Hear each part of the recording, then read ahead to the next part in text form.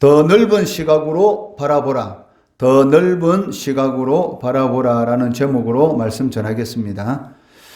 오늘 본문 말씀에서 바울은 그런즉이라는 말로 시작하고 있습니다.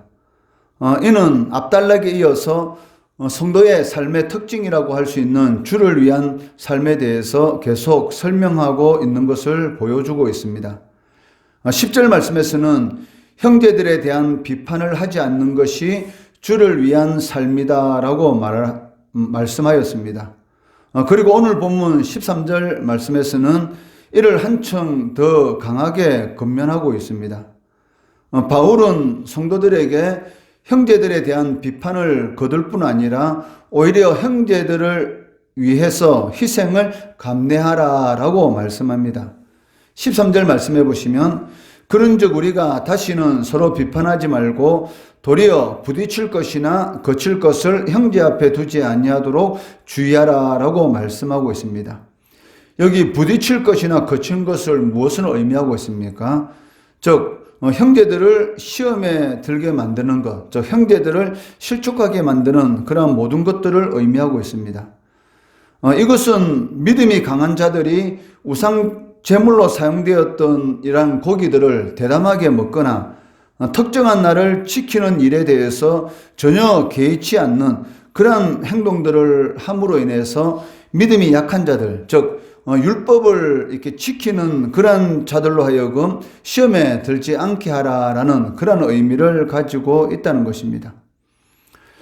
그런데 성도들이 이처럼 서로 비판하게 된 그 이유가 무엇입니까? 바로 이 속된 것에 대한 생각의 차이 때문이라는 것을 우리는 14절 말씀을 통해서 볼 수가 있습니다. 14절 말씀해 보시면 내가 주 예수 안에서 알고 확신하노니 무엇이든지 스스로 속된 것이 없으되 다만 속되게 여기는 그 사람에게는 속되니라 라고 말씀하고 있습니다. 이 말씀을 통해서 우리는 바울이 알고 확신하는 지식이 무엇인지를 알 수 있는데 그것은 무엇이든지 속된 것은 없다라는 이 창조의 원리라는 것입니다. 디모데전서 4장 4절 말씀해 보시면 하나님께서 지으신 모든 것이 선함에 감사함으로 받으면 버릴 것이 없느니라 라고 말씀하고 있습니다. 그러므로 사람이 속되다고 생각하는 것은 원래 속된 것이 아니고 사람들에 의해서 속되다라고 정의되었기 때문이라는 것입니다. 하나님께서 처음에 천지 만물을 하셨을 때는 하나님의 보시기에 너무 좋았더라. 즉 속된 것이 없었다라고 말씀하고 있습니다. 그런데도 불구하고 속된 것이 있게 된 그 이유가 무엇이냐면 바로 사람들이 어떤 것에 대해서 이것이 속되다라고 정의하였기 때문인 것입니다. 그러나 바울은 창조 원리가 속된 것이 없다라고 이 말을 했다고 해서 무턱대고 성도가 음식에 대한 그런 자유를 함부로 사용해서는 안 된다라고 권면하고 있습니다. 왜냐하면 그 율법은 선한 것이기 때문에 구원받은 이 그리스도인이라도 반드시 율법은 지켜야 된다라고 강조하는 그런 믿음이 약한 형제들이 있기 때문이었습니다. 즉 율법에 대해서 전혀 이 자유함을 얻지 못한 그런 믿음이 약한 형제들이 있기 때문에 아무리 이 세상에 있는 모든 것이 선하다고 해서 음식에 대한 그런 자유를 함부로 사용해서는 안 된다는 것입니다. 성도는 어떤 음식이든지 자유롭게 먹을 수 있는 그런 자유함이 있습니다. 그러나 그것이 속되다고 생각하는 믿음이 약한 형제들에게 걸림돌이 되고 거친 것이 된다면 그러한 행동은 해서는 안 된다는 것입니다. 그 이유는 그 모든 것을 자유롭게 먹을 수 있는 그러한 권리가 성도들에게 있지만 사랑에 대한 이 성도의 그 책무를 앞서지는 못하기 때문입니다. 성도들에게 있어서 가장 중요한 것은 무엇입니까? 바로 성도 서로에 대한 이 사랑의 의무인 것이죠. 이 사랑의 그 의무를 넘어서는 그러한 이 자유의 권리는 있을 수가 없다는 것입니다. 사실 오늘날 믿지 않는 사람들이 교회에 대해서 비방하는 대부분의 그 이유는 성도들이 이웃에 대한 그 사랑에 대한 그러한 책무를 다하지 못하기 때문에 발생하는 것이다 라고 할 수가 있다는 것입니다.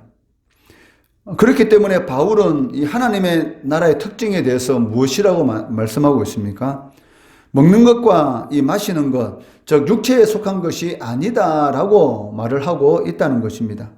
17절 말씀해 보시면 하나님의 나라는 먹는 것과 마시는 것이 아니요 오직 성령 안에 있는 의와 평강과 희락이라라고 말씀하고 있습니다. 이처럼 그 하나님의 나라가 먹는 것과 마시는 것이 아니고 의와 평강과 기쁨의 나라라면 성도들은 당연히 이 그리스도의 종으로서 화평의 일과 서로 덕을 세우는 일에 힘써야 한다는 것입니다. 19절 말씀해 보시면 그러므로 우리가 화평의 일과 서로 덕을 세우는 일을 힘쓰나니라고 말씀하고 있습니다. 또한 바울은 하나님의 나라를 위해 먹고 마실 그러한 자유에 대해서 절제하는 것을 이 믿음과 연결시키고 있습니다.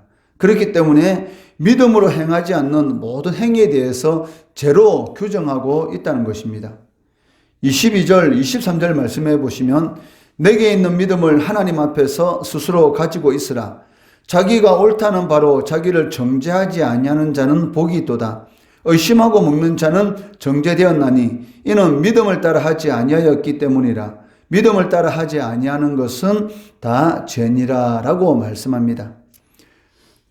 여기 22절 말씀은 믿음이 강한 자들에게 주는 권면인 것이고 23절 말씀은 믿음이 연약한 자들에게 주는 권면입니다.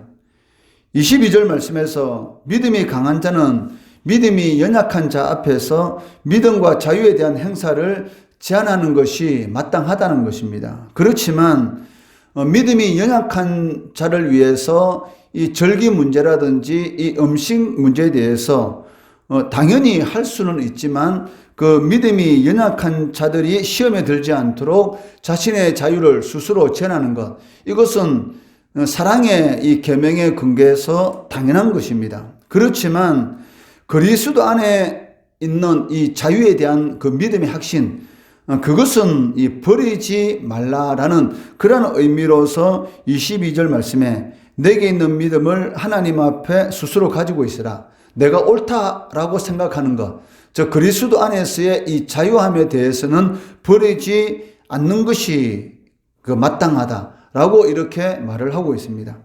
그리고 23절 말씀은 어떤 행위에 대해서 그것이 옳다라는 그 확신이 없는 상태, 저 믿음이 연약한 자들은 이 절기를 지켜야지만이 옳다라고 생각하고 있고 또 율법에서 먹지 말라고 하는 그런 음식은 먹지 않는 것이 옳다라고 생각하고 있는데 이 음식이라든지 이 나를 지키는 것에 대해서 자유함을 누리고 있는 그런 믿음의 강한 자들이 하는 모습을 보고 자신의 이 양심은 그것을 허락하지 않는데도 불구하고 믿음이 강한 자들을 쫓아서 의심하면서 그 음식을 먹는 것, 이런 것은 옳지 않다는 것이죠. 즉 위선의 죄를 짓는 것이기 때문에 그러한 것은 하지 않는 것이 옳다.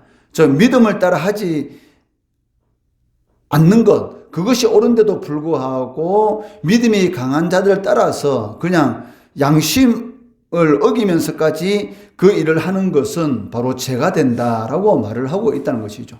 즉 자신의 양심에 확신이 생기지 않는다면 그 일은 하지 않는 것이 옳은 것이다 라고 말씀하고 있습니다.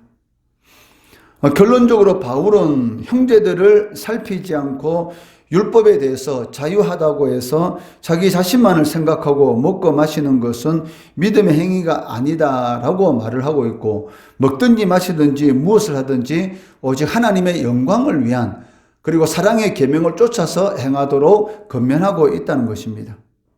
그렇기 때문에 바울은 더 넓은 시각으로 모든 것을 바라보라 라고 권면하고 있습니다. 그리할 때에 하나님 나라의 의와 평강과 희락의 은혜를 누릴 수가 있다는 것입니다. 믿음이 강한 자들은 먹는 것과 그리고 절기를 지키는 것에 대해서 믿음이 연약한 자들을 위해서 더 넓은 시각으로 절제할 수 있는 그러한 이 마음을 가져야 하는 것이고, 또 믿음이 약한 자들은 그 믿음이 강한 자들이 하는 그 행동에 대해서 자신의 양심이 허락하지 않는데도 불구하고 또 믿음에 대한 확신이 없는데도 불구하고 그것을 행하는 것은 이 좁은 시각으로 하는 행위이기 때문에 더 넓은 시각으로 바라보라라고 권면하고 있다는 것입니다.